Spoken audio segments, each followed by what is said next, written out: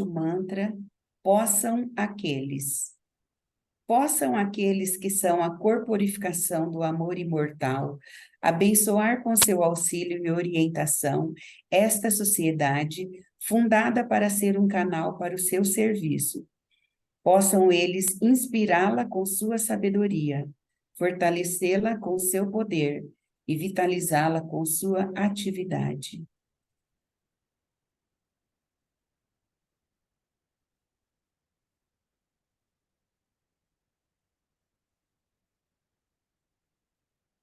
A nossa palestra hoje é com a irmã Márcia, com o tema Reencarnação e o Milagre da Vida. Namastê. Bem, gente, boa tarde a todos que estão aqui presentes nessa tarde. Vocês me desculpem aí a minha voz, que não está muito boa para falar, mas eu acho que vai dar para vocês. Se eu falar um pouquinho baixo e não entenderem, vocês me falem. Bem, obrigada pela presença e aqueles que estão nos acompanhando online também. Bem, o tema hoje é sobre a reencarnação e o milagre da vida. Eu fui buscar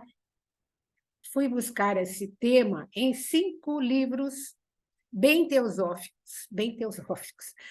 O Elo Perdido, do Cristianismo, da Elizabeth Prophet, é a parte histórica da reencarnação, né? As culturas, né, que já tinham essa crença, as culturas antigas, e foi procurar 3 livrinhos de grandes teósofos que foram clarividentes também, que é o Geoffrey Hodgson, Milagre do Nascimento, a Gnose Cristã, do Leadbeater, e A Morte e Depois, da Annie Besson. Eles foram clarividentes, grandes clarividentes dentro da teosofia, investigando a reencarnação de Don Elgin, que é um pouquinho mais contemporâneo, mas ele também foi teósofo. Bem, então, a gente pode começar falando sobre os ciclos da natureza, porque a reencarnação nada é mais do que o ciclo da vida e da morte, né? Então, a natureza, ela se apresenta em movimentos cíclicos, sem parar, são movimentos cíclicos, né? É o ciclo dos ventos, o ciclo das águas, o ciclo do dia e da noite, o ciclo da vida e da morte. E nada melhor que se assemelha mais ao ciclo da vida e da morte, que é a reencarnação que nós vamos falar hoje, que é o ciclo das 4 estações do ano, que eu coloquei aí 4 folhinhas que representam as 4 estações do ano, né? Que é o ciclo que o planeta leva a cada 365 dias. Nós vamos ver a primavera, né? Com as folhinhas verdinhas, que se relaciona com a nossa infância, adolescência, temos tudo pela frente, né? A vida pela frente. Depois vem a idade adulta, que é o verão. Nós temos toda a energia, toda a atividade, temos um mundo a construir, né? Em todos os aspectos. Depois nós temos o outono, que se relaciona com a nossa velhice. Aí as energias já vão ficando fracas cada vez mais, né? As folhas, olha aí, existe uma grande relação. As folhas ficam amarelas, caem. E depois, o inverno, o estado invernal é a morte física. Nossa morte física, humana, mas é a morte física etérica. Igualmente as folhas das árvores. Elas caem nos invernos mais lá do hemisfério norte, né? Aqui nos trópicos elas não é tanto, mas elas caem totalmente, só ficam os galhos secos. Parece que existe uma morte, mas na realidade a seiva está lá, né? A seiva das árvores tem uma vida lá, né? E nós é muito parecido. Nós não temos o corpo físico, mas temos um outro estado de vida. É o estado de morte física e é outro estado de vida, né? Então, eu trouxe essa para relacionar, né, que está muito bem, né, essa analogia é bem parecida mesmo, né? Bem, então é aqui o ciclo da reencarnação. Existe o evento do nascimento, o estado de vida física, o evento da morte, o estado de morte física, porque nós temos outros planos, ficamos com ainda, durante um tempo depois da morte física, com outros planos, outros corpos, né? Que é o astral, mental, né? E novamente o evento do nascimento, nova primavera, nova primavera. Aí são ciclos, né? Bom, então, reencarnação significa processo de voltar à carne, também chamado palingenesia, mente-psicose, transmigração de almas, um renascimento, ressurreição. Tem várias palavras são sinônimos, mas não são bem sinônimos, porque a conotação de cada um deles é parecida, mas não é igual. Por exemplo, a ressurreição é bem mais depois, aparece bem depois da reencarnação. A reencarnação é um conceito que existe há muito mais tempo do que a ressurreição. A ressurreição é o cristianismo, né, que colocou essa palavra como se fosse ressurgir um dia uma nova alma, cada corpo uma nova alma, não existe uma pré-existência de uma alma. Cada alma com um novo corpo, uma nova alma, e depois um dia vai ressurgir esse mesmo corpo. Essa é a ressurreição do cristianismo. A mente-psicose, por exemplo, não é a mesma coisa que reencarnação. A mente-psicose seria... Eles acreditavam que os humanos poderiam reencarnar num corpo de animal. Já não é o caso do que nós acreditamos aqui na teosofia. Mas o que nós vamos ver mesmo é a reencarnação, né?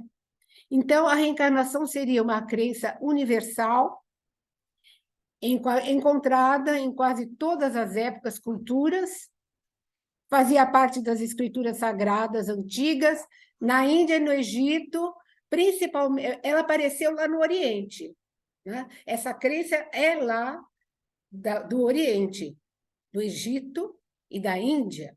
Depois é que veio para o Ocidente. Mas é muito antiga essa crença lá no Oriente.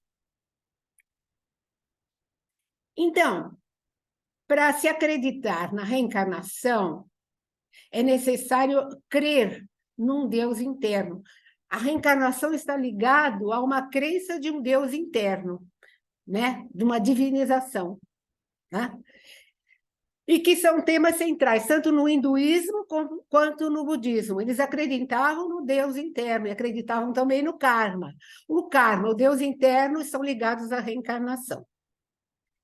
Então, a meta da vida para esses povos antigos no Oriente era a união um dia com Atman, ou se não Brahman, que é o Deus, né? O absoluto, que é o propósito da reencarnação, né?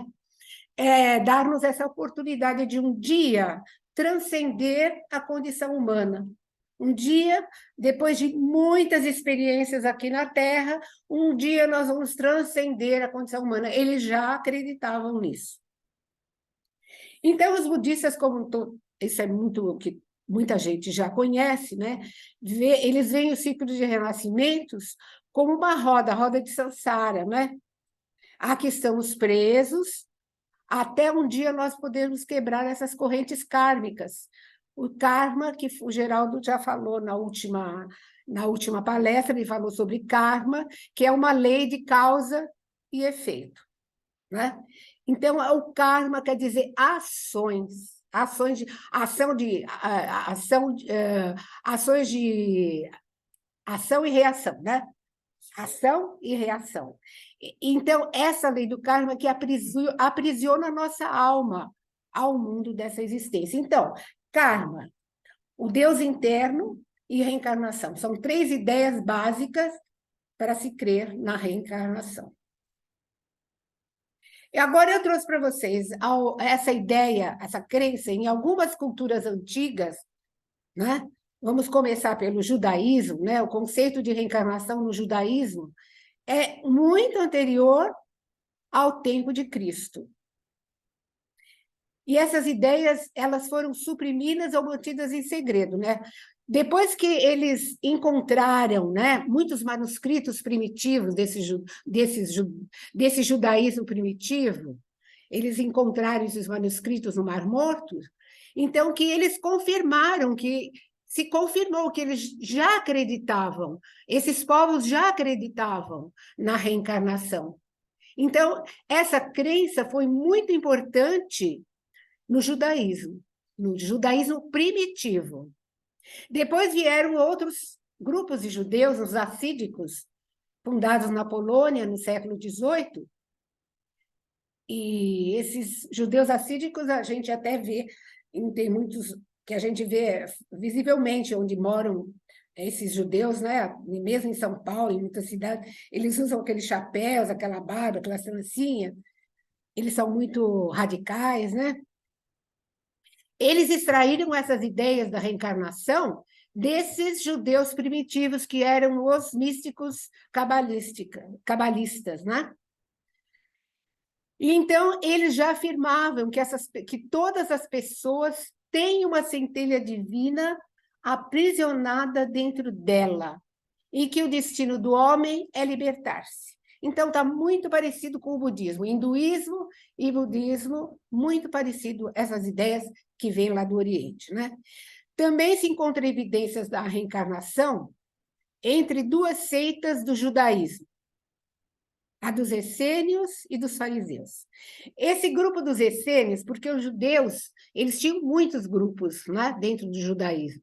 Os essênios eram um grupo muito parecido com o que Jesus falava e com o comportamento de Jesus.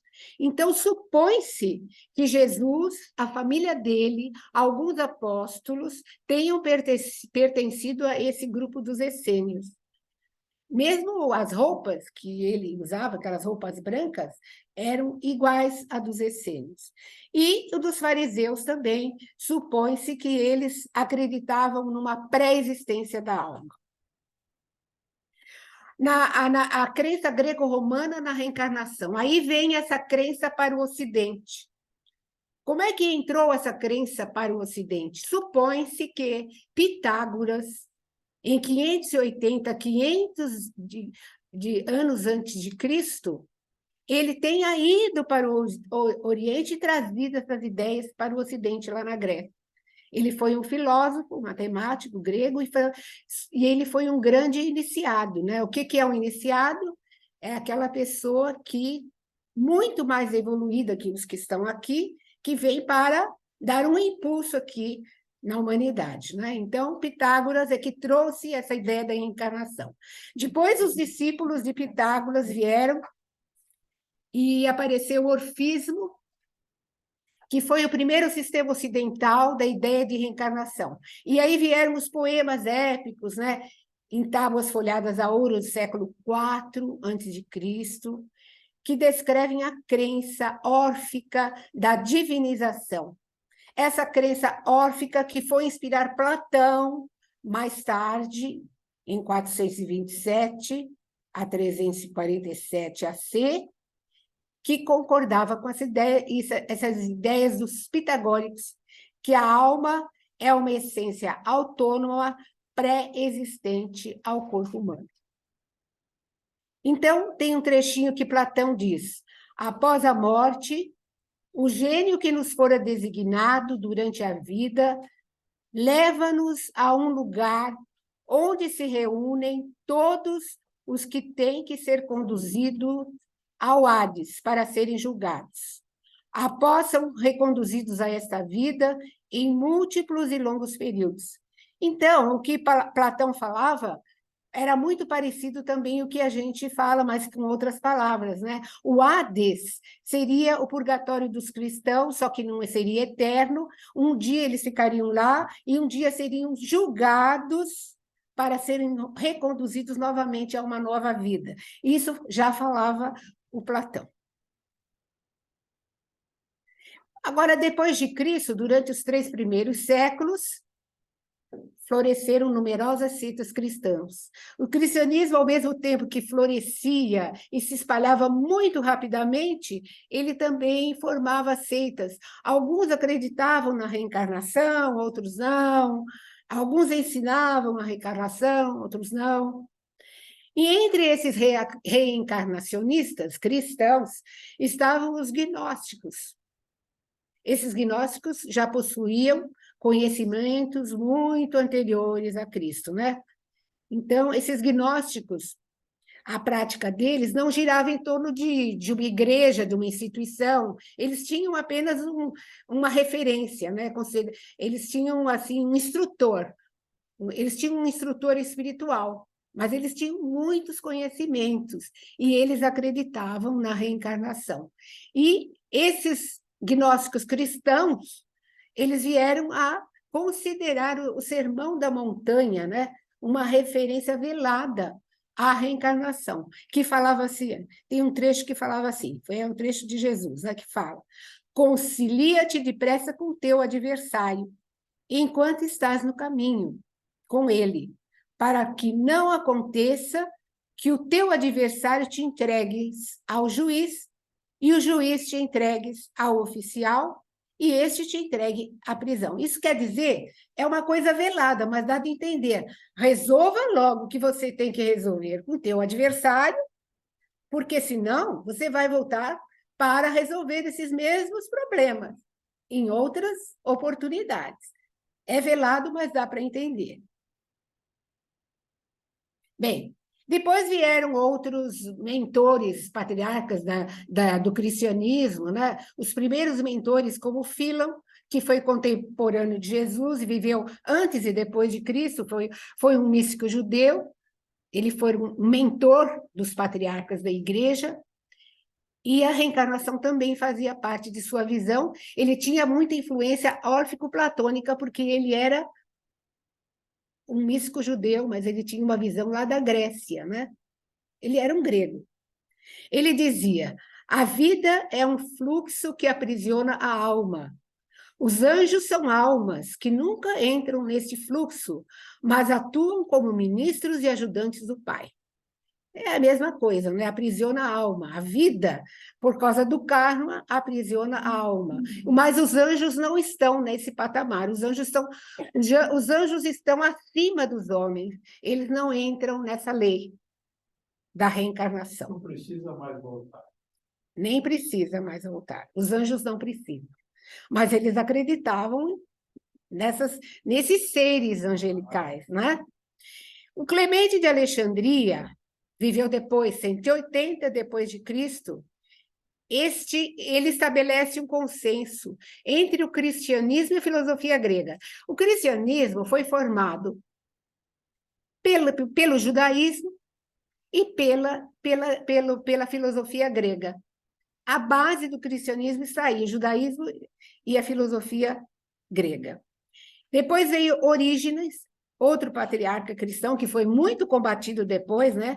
Ele ensinou, entre outras coisas, a pré-existência da alma. Então, a gente vai ver que essa ideia de reencarnação, ela foi muito forte nos primeiros tempos do cristianismo primitivo.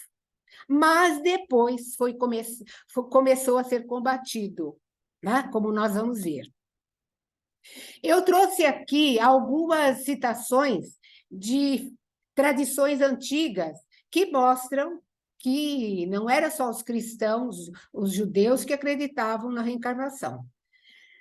Está no Bhagavad Gita, um poema épico da Índia, que falava: tal como o homem que, despojando-se de suas vestimentas velhas, toma outras novas, De igual modo, o morador do corpo, despojando-se dos corpos gastos, entram em outros que são novos. Bhagavad Gita, está no Bhagavad Gita. E essa aqui da tradição cristã, talvez seja o trecho que mais deixa entender, foi que Jesus, foram palavras de Jesus, né? Que mais vem entender sobre a reencarnação. E os seus discípulos o interrogaram, dizendo: por que dizem então os escribas que é mistério que Elias venha primeiro? E Jesus respondeu: em verdade, Elias virá primeiro e restaurará todas as coisas. Mas digo-vos que Elias já veio e não o conheceram, mas fizeram tudo o que quiseram. Está na tradição cristã e se subentende que ele está falando que Elias, que João Batista foi anteriormente o Elias e que João Batista não foi entendido, né? Não foi reconhecido e fizeram tudo o que fizeram. Na tradição maometana, até de Maomé, né, também existe um trecho que diz: Deus gera seres e os envia de volta, nova e novamente, até que eles retornem a Ele. Libertei-me da roda dolorosa e gasta, caminhei ansiosamente em direção ao círculo desejado. Isso é uma inscrição em túmulo órfico na Grécia, 4 séculos antes de Cristo. No livro de Tomé, é um livro apócrifo, que não está na Bíblia tradicional, diz: vigiai e orai, para que não seja gerado na carne, mas que possais a amarga escravidão desta vida. Está faltando uma palavra aí. Está faltando uma palavra aí. Mas dá para entender, né? Vigiai e orai para que não seja gerado na carne, que não venhas e novamente a carne. E o Novo Testamento ainda diz: em verdade vos digo que de maneira nenhuma sairás dali enquanto não pagares até o último ceitil. Isso foi Jesus que disse. O Paulo de Tarso, Paulo apóstolo, escreveu: estava empenhado de alguma forma a alcançar a ressurreição. Ele queria dizer que estava se esforçando para alcançar a grande iniciação. Para Paulo de Tarso, a ressurreição não era a ressurreição dos católicos hoje. A ressurreição era aquilo que iria libertar o homem de encarnar novamente na Terra. Era uma iniciação para o Paulo de Tarso. E, por fim, nós temos o Giordano Bruno, que é um exemplo muito grande de um grande iniciado, que ele foi considerado herege em 1600, um ano que quase ninguém mais ia para a fogueira, né? Entre seus conceitos, ele tinha a ideia de que a alma humana poderia, após a morte, retornar à Terra, num corpo diferente, e continuar a sua evolução em outros mundos além da Terra. Quer dizer, que o Giordano Bruno, ele tinha ideias avançadas em 1600 e hoje ele teria ideias avançadas ainda, porque ele acreditava na evolução humana e após-humana, ainda em outros ciclos de evolução. E ele acreditava também, ele afirmava aquelas ideias de Copérnico e tudo mais, que a Terra não gira em torno dos... a Terra não era a Terra que girava em torno, o centro do universo, né? Que naquela época a Igreja afirmava que a Terra era o centro do universo. Bem, aí, no final do século IV, depois de Cristo, já grupos muito ortodoxos já se formavam na igreja primitiva, na igreja cristã, né? E eles começam a atacar todos esses ensinamentos desses grandes patriarcas, como Orígenes, né? Sobre a natureza de Deus e de Cristo. Alguns grupos, eles contestavam a natureza de Jesus, se ele era Deus. Alguns achavam que ele era Deus, outros não, que ele não era Deus. Sobre a ressurreição, a pré-existência da alma. Então já começava um grande burburinho nisso, e os teólogos ortodoxos tradicionais já começavam a atacar essas ideias. Até que houve um tratado em 325, Tratado de Nicéia, o Constantino, né, imperador romano, resolve unificar o cristianismo, torna a religião oficial do Império Romano para fins políticos, né? Porque o Império Romano estava muito enfraquecido, o cristianismo estava muito já divulgado, muito espalhado Oriente e Ocidente, o Império Romano estava enfraquecido, ele achava que unindo, fazendo a religião cristã, influenciado pela mãe, que já era convertida ao cristianismo, então ele oficializou a religião cristã no Império. Até que 553, Justiniano, depois houve muitos concílios, né, para organizar essa confusão que estava dentro da religião, né?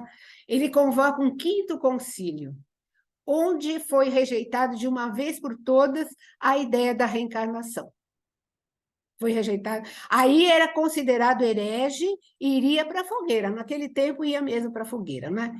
Esse concílio dizia: se alguém afirmar a fictícia pré-existência da alma, afirmará a monstruosa crença de que ela decorre, que seja excomungado. Bem, agora vamos falar sobre a reencarnação. Como é que a teosofia vê a reencarnação? Muitas coisas do que eu já falei, a teosofia já é um conceito teosófico, né? Mas vamos ver, porque a teosofia, o que é a teosofia? Né? Mais ou menos, a teosofia é um mundo, é um universo de coisas, de conhecimento. Ela vai buscar todos esses conhecimentos, né? Dessas tradições, filosofias antigas, ela vai buscar tudo aquilo, porque tudo isso tem uma mesma essência, um ponto em comum, né? Ela vai colocar todos, vai buscar esses pontos em comum dessas culturas, e ela vai também investigar esses poderes latentes do homem. Ela vai buscar ensinamentos dos Mahatmas, também, que são os mestres, trazidos pela Helena Blavatsky. Então, um conjunto de tudo isso. E vamos ver como é que é a reencarnação. De acordo com a teosofia, é claro que bem em poucas palavras, né? Porque isso é um assunto bem mais complexo. Existe, de acordo com a teosofia, uma evolução física, não é só uma evolução física, né? Mas existe são três estágios: a evolução física, a evolução intelectual e uma evolução espiritual. São três esquemas, né? Então, a evolução física, ela envolve competição, mutação entre as espécies, sendo que os mais aptos sobrevivem. Está de acordo com Darwin, com a teoria de Darwin, está de acordo. Mas é isso, só que Darwin só vê esse aspecto físico, né? A teosofia vai muito além. Ela vai colocar a evolução intelectual. Envolve também o desenvolvimento das capacidades mentais, da inteligência e da consciência.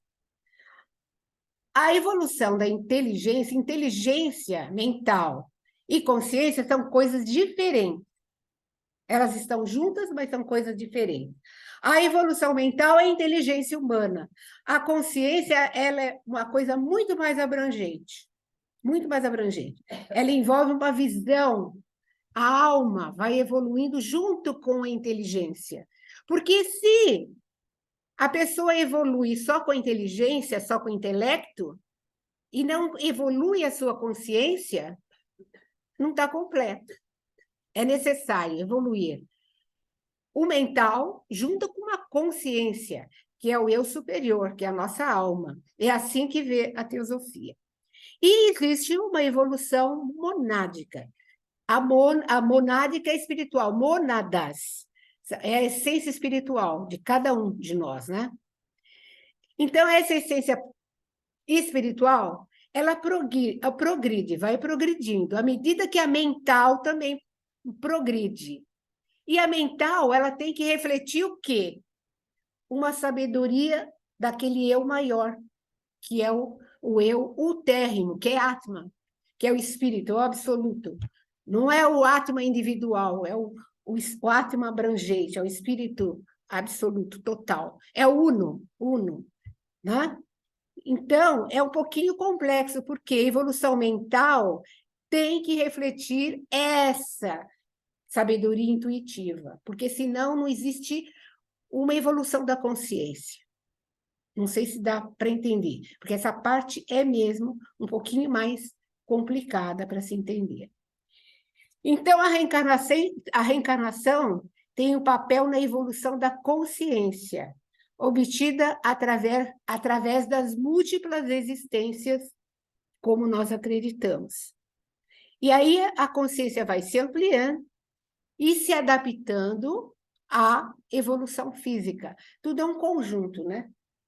O homem já não tem o mesmo físico de séculos e séculos atrás. Já não tem ele vai evoluindo, né? Ele vai evoluindo. Só que essa evolução, ela não se dá uniformemente. É uma evolução que vai cada um tendo a sua, né, evolução. Bom, então, para resumir aí do ponto de vista teosófico, a evolução é mais do que aquele processo do Darwin, né? Muito mais, pelo qual as diversas espécies se desenvolvem a partir de formas primitivas, se adaptando ao meio através da mutação genética. Do ponto de vista teosófico, é um processo pelo qual todo o universo progride, através de fenômenos interligados. Então, o homem, na sua evolução, ele não está sozinho. Ele está interligado com ele mesmo, com o seu universo, que é o humano. Ele está interligado com os outros universos. Ele está ligado com o cosmos. Nós estamos interligados com o cosmos. Não é isso? A teosofia também ensina que só existe uma realidade no universo, da qual todos os seres são sua expressão temporária. Só existe uma realidade que é o uno, aquele poder criativo. Esta é a verdadeira realidade. Todo mais que existe, né, são emanações dessa realidade. Por exemplo, nós, os seres humanos, as estrelas que aparecem agora, que a gente pode ver muito mais do que existe. Existe aquilo que nós estamos vendo e existe muito mais do que nós estamos vendo. As amebas, as galáxias, as partículas subatômicas são emanações de uma mesma realidade. Então, a reencarnação faz parte de um processo cósmico, pelo qual todos vêm e finalmente retornam ao uno. É aquela ideia. Nós somos mônadas, né? Nós viemos do uno, temos um processo de evolução e, finalmente, um dia vamos retornar a este uno. Então, por que reencarnamos? Tem uma pergunta e 3 respostinhas aí que são, assim, explicam bastante, né? Primeiro é para aprender as lições que a vida nos guarda. Uns aprendem mais depressa, outros mais devagar, cada um está no seu estágio, mas nós viemos para aprender. Segundo, para participar do processo da criação. Todos nós somos participantes desse processo da criação. E para expressar de modo discreto a natureza do uno. Nós estamos expressando, cada um à sua maneira, a natureza do uno. Cada um expressa a sua maneira. Uns de uma maneira mais discreta, outro de uma maneira maior, de acordo com a sua evolução. Todos estamos expressando a natureza do uno. Então, esse desenhinho que a gente sempre mostra aí é o homem, de acordo com a teosofia. É muito, assim, didático, mas é o que se explica melhor. Ó. O homem é o ser no qual, qualquer que seja a parte do universo em que se encontre, nele estamos unidos pelo intelecto, o mais elevado espírito e a matéria mais inferior. Nós temos o quaternário inferior, que é o físico etérico, astral, mental, concreto, que é a matéria mais inferior. estamos unidos pelo intelecto, o mais elevado espírito, que é esse triângulo aí, o búdico, o mental abstrato, que é o nosso corpo causal, que é o corpo reencarnante, e Atma, esse é o homem. Agora, gente, eu coloquei aqui como o milagre da vida, porque aí vem a descrição de que eu falei, que eu trouxe livros de pessoas, de clarividentes, que eles escreveram livros e descreveram o momento da morte física. Não é uma morte, é uma morte física. Então, eu trouxe porque eu achei muito importante a gente saber, né? Talvez, mas que coisa mais triste. Não, nós temos que saber, porque todos estamos nesse caminho, né? Nós temos que encontrar e procurar saber o que acontece naquele momento, para onde nós vamos, em que estado vamos estar, né? Então, é a descrição aqui da Annie Besant, essa descrição do processo da morte. E depois é do Geoffrey Hodgson, do nascimento. Eu trouxe processo da morte e o nascimento. Bom, então vamos ver como é que ele descreve isso. Próximo ao momento da morte, a energia vital, prana, a energia que vem do Sol, né? Sem ela não estaríamos aqui, não estaríamos vivos. Junto com o átomo físico permanente, esse prana sai junto com os átomos físicos permanentes, sai das extremidades do corpo e concentra-se no coração. Tudo isso vai se concentrar no coração. Do coração, do ventrículo, vai para o páreto occipital, que vai para o cérebro, daí é que sai. Mas é nesse momento que é feita uma revisão da nossa última existência. Isso em frações de segundos, né? Em sentido inverso. E aí é feito um balanço dos nossos débitos e créditos. Então, é isso que ele vê e descreve nesse livro. Ela, né, que é a Annie Besant, que descreve. Aí que se rompe o cordão de prata. O cordão de prata é aquele cordão que está unindo ao nosso corpo físico, etérico, né? Aí, nesse momento, também se rompe o cordão de prata, que nos liga à vida física. E aí os clarividentes veem que não é assim tão rápido, leva 36 horas para este cordão se desligar, não é assim, leva 36 horas, é uma coisa vagarosa. Depois o corpo etérico leva 72 horas para entrar em decomposição. Aí é a morte física e etérica que é a coisa que é a morte física etérica mesmo, porque a vida continua, como nós vamos ver, mas em breves palavras, porque depois nós temos muitos livros que quem quiser pode ler, que não sei se aqui tem, mas tem muitos livros que são detalhadamente, eles descrevem detalhadamente. Agora, sobre o átomo físico permanente, cada corpo tem um átomo físico que é permanente, por quê? Quando ele se esvai, um átomo permanente vai para o corpo causal e fica guardado lá. É um átomo físico permanente, que vai servir para outra reencarnação. Bem, após a morte física etérica, o homem ingressa no plano astral, aí vai para o plano astral. No subplano, cada plano tem 7 subplanos. E as pessoas que deixam o corpo físico vão para aquele subplano da sua vibração. Os planos mais baixos são as vibrações mais inferiores. Tem que passar por lá e fica lá, fica na sua vibração. Esse plano astral é o Hades, lá do Platão. É o Hades, é o plano astral do Platão, né? Mas é o purgatório dos cristãos, ou o inferno, que não é eterno, né? E é o mundo inferior dos gregos, né? O purgatório dos cristãos, como eu já falei. E aí fica até esgotar as suas emoções. Porque o plano astral é o plano das emoções. ele um dia vai se esgotar porque ele não é alimentado. Quando nós estamos vivendo no corpo material, nós estamos alimentando nossas emoções. Mas no corpo astral não temos mais o nosso corpo material, não temos mais vivência.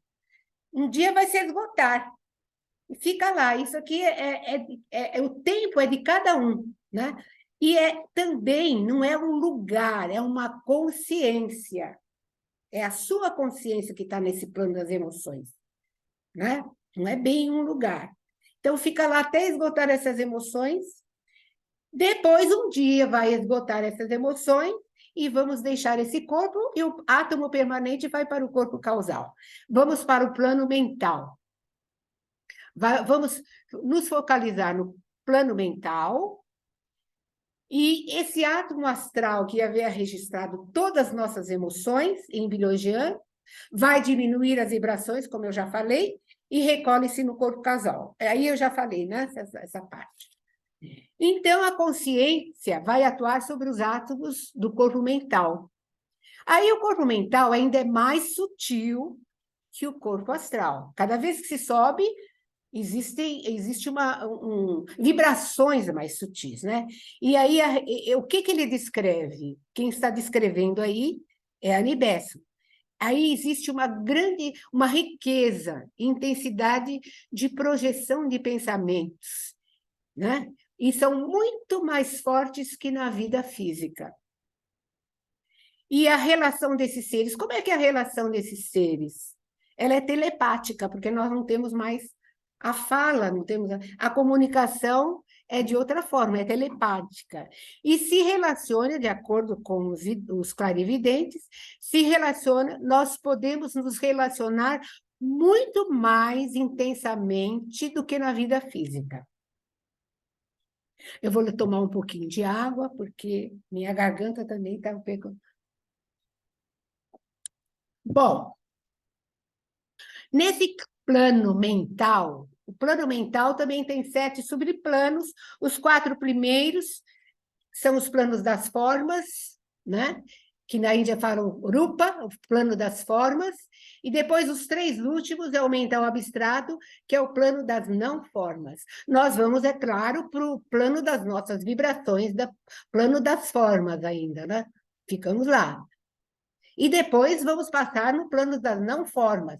Mas as pessoas passam, cada uma diferentemente uma da outra, de acordo com as suas vibrações, né? Esse plano mental se chama, eles dão o nome de Devachan ou Devakan, né? Que também é subjetivo, como os outros planos. Ele é uma nossa consciência que está lá. É puramente subjetivo. E é muito diferente de um ao outro, né? Nós vamos levar. Como nós já purgamos tudo que é ruim lá no plano astral, no plano mental, nós já purgamos e vamos levar só o que fizemos de bom, né? Só as coisas boas, os bons pensamentos, as boas ações, os atos heróicos, tudo que é bom, né? As coisas elevadas. Se nós não tivermos nada de elevado, não vamos elevar nada e vamos passar adormecidos. Se nós fizermos coisas boas conscientes, nós vamos levar, não estaremos adormecidos, estaremos no céu. Aí é que é o céu dos católicos, que, na verdade, existe um purgatório e um céu, existe, só que não é eterno, né? Então, esse estado é semelhante a um sonho, é um mundo de perfeita ilusão, onde não há frustrações, tristezas, amarguras. Não há, porque tudo ficou lá, foi purgado, né? É o reflexo do que temos de mais elevado, do amor altruísta, o pensamento abstrato puro, o heroísmo, os insights mais profundos. É a nossa recompensa, é o céu dos cristãos. Quer dizer, que uma personalidade insignificante vai ter um céu insignificante. Uma personalidade mais evoluída, né? Que mais de visão, vamos dizer, de uma alma que procurou mais aprendizagens, né? De uma alma que procurou aprender mais, vai ter um céu melhor, né? Então, o Leadbeater fala muito bem disso aí. Olha, o homem cria o seu purgatório e o seu céu. Ambos correspondem a estados peculiares de consciência, porém, de forma alguma, é um local. Quanto ao inferno, é uma simples ficção, uma invenção teológica, ele não existe. Entretanto, uma vida desregrada conduz a um purgatório penoso, porém não eterno, porque nem o purgatório nem o céu são eternos. Uma causa finita não tem resultados infinitos. Se nós erramos aqui, é uma causa finita, ela tem um fim, ela não pode ter um castigo infinito, não é? Porque a causa não é infinita. E depois, quando nós erramos, nós estamos aprendendo, né? Bom, um dia, depois desse céu, desse Devakan, que pode ser insignificante ou muito prazeroso, nós um dia vamos retornar, porque vamos ter ânsia de viver novas experiências. No hinduísmo falam Trishma, que é a vontade do eu superior. O eu superior vai ter essa vontade de se manifestar novamente, ter novas experiências, porque ele não viveu tudo, ele não aprendeu tudo, ele vai ter que voltar. Então, um dia vai voltar e ele vai levar os skandhas. Os skandhas é outra palavra, no hinduísmo, são as nossas tendências. Essas tendências nós vamos levando, e em outras vidas vamos desenvolver outras tendências e vamos levando essas tendências, mas não vão confundir com karma, a tendência não é karma, né? E vai influenciar tudo que nós vamos ser numa encarnação, na próxima encarnação. Então, Krishna seria a vontade do eu superior de manifestar-se para viver novas experiências. É muito importante saber que nós vamos ter essa vontade do eu superior. Com o retorno na ânsia de viver, o eu regressa ao mundo físico e aos skandhas. São tudo que ele aprendeu, né? Os seus, por exemplo, se ele foi um artista, ele vai voltar com essas experiências de artista, né?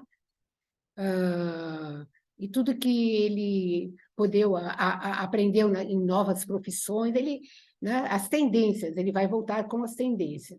Estão tudo à espera para entrar num novo corpo e uma nova personalidade.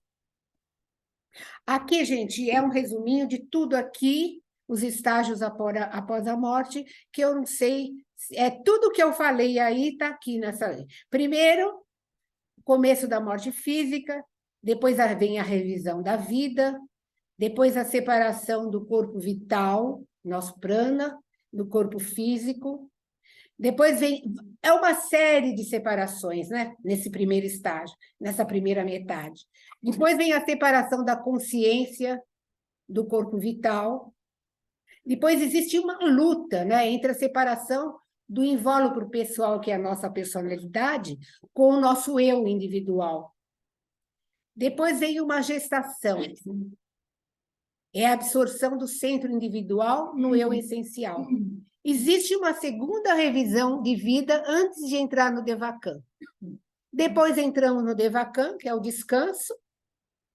Depois, novamente, o processo de renascimento e, novamente, o ciclo, outro ciclo, outro ciclo. Agora, finalmente, nós vamos ver o nascimento, que é deste Geoffrey Hodgson, que está aqui, O Milagre do Nascimento. Esse livrinho é ótimo para quem tiver interesse. Ele descreve a construção dos corpos desde o momento da fecundação, só que ele descreve o momento da fecundação, mas todos os meses, até os 9 meses. Eu coloquei o momento da fertilização e o momento do nascimento, que são os dois principais, né? E vou colocar aqui, resumidamente, o que ele descreve na construção dos corpos, que é a reencarnação. Bom, o que ele diz, o Geoffrey Hodgson? No momento da fertilização, existe um clarão que desce do mais alto nível espiritual do ego. Esse ego é o ego reencarnante. Existe o ego, que é a personalidade, e o ego individual, que é o reencarnante. Ele, no momento da fertilização, existe um clarão para ele ir, né? Para ele vai descer desse alto nível espiritual para o espermatozoide fecundado. E que dá-lhe o primeiro impulso de energia criadora para a realização desse processo. Então, existe um primeiro momento, e é na concepção, é na fertilização que esse ego desce. Até pouco tempo, eu não sabia em que momento que havia essa reencarnação dessa alma, que é o ego, para um novo corpo. Aí o Geoffrey Hodgson explica direitinho. Então, existe, a partir daí, uma força de atração é liberada e começa a operar formando uma entidade pela combinação das forças positiva e negativa. Existe aí uma força positiva e negativa, feminino e masculino. A combinação dessas duas forças é que tem por trás o ímpeto da energia criadora. A mesma energia criadora que criou os mundos, o universo, tudo, é a mesma energia criadora que vai criar um novo corpo, aí um novo corpo. É a mesma energia. Precisou do masculino e do feminino, né?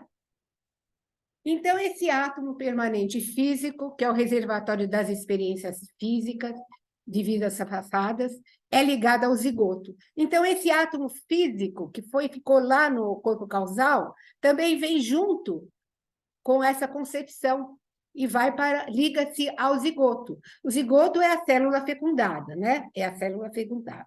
E aí, novas séries de vibrações são acrescentadas para a construção de órgãos. Aí vai se construindo um corpo, né? E quem que faz esse trabalho?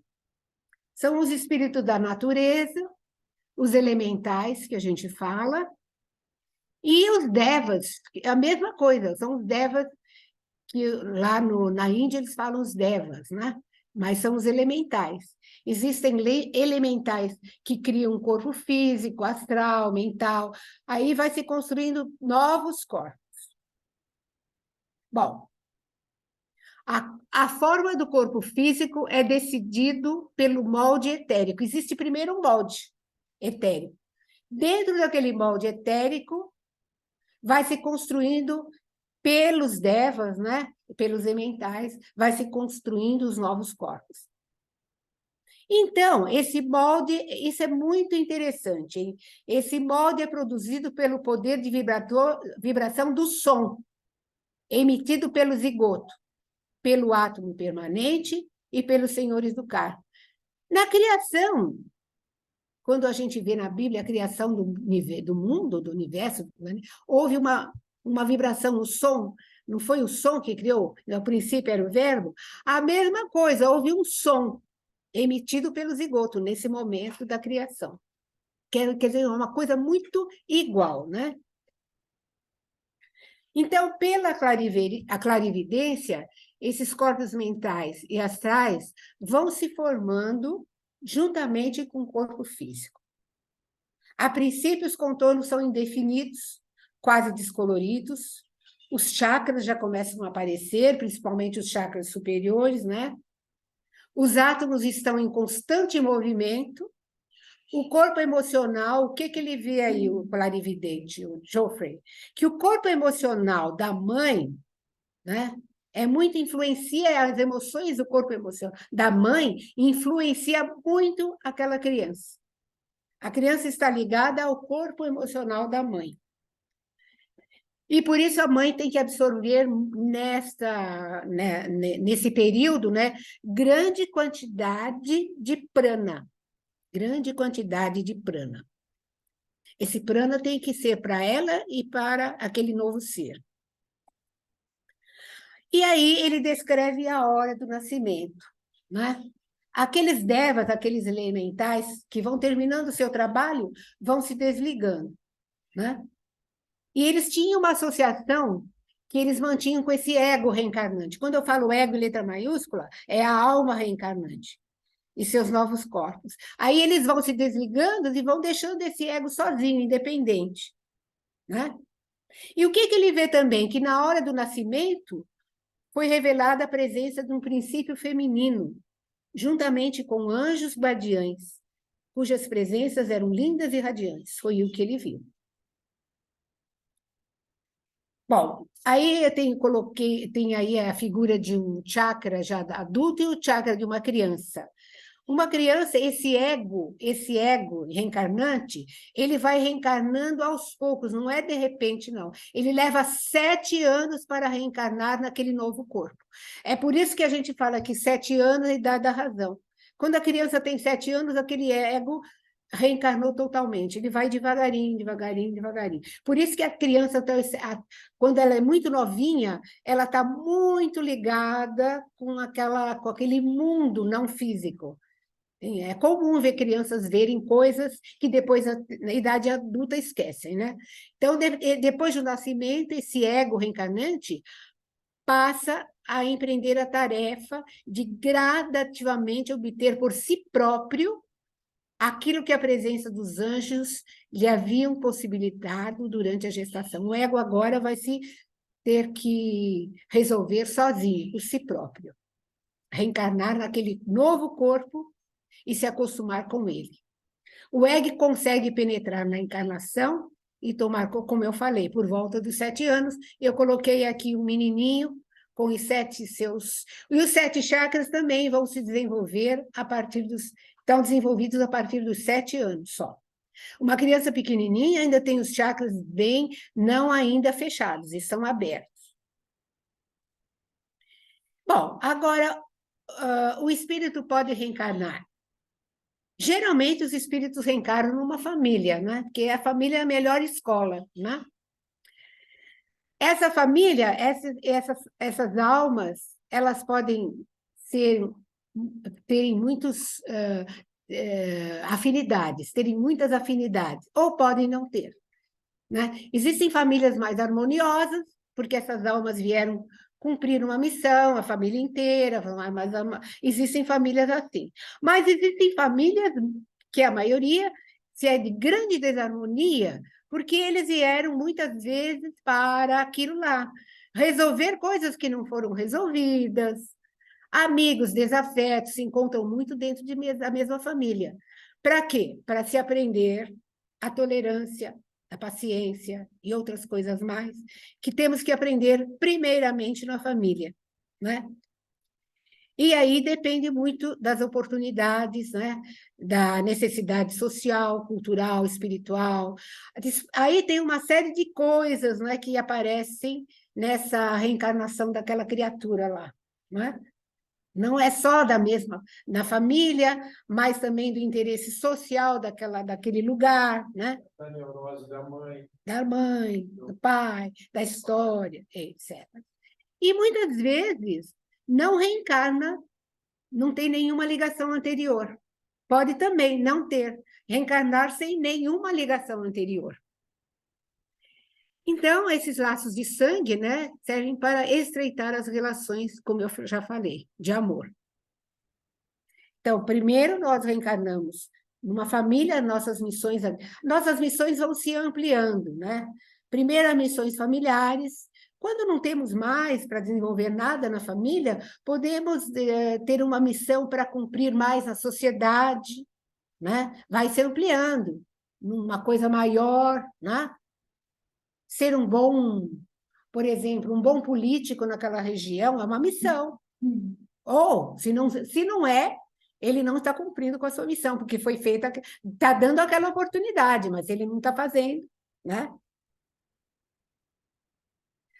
Então, nós vamos ver que o mundo todo é um palco, onde todos os homens e mulheres são meros atores, né?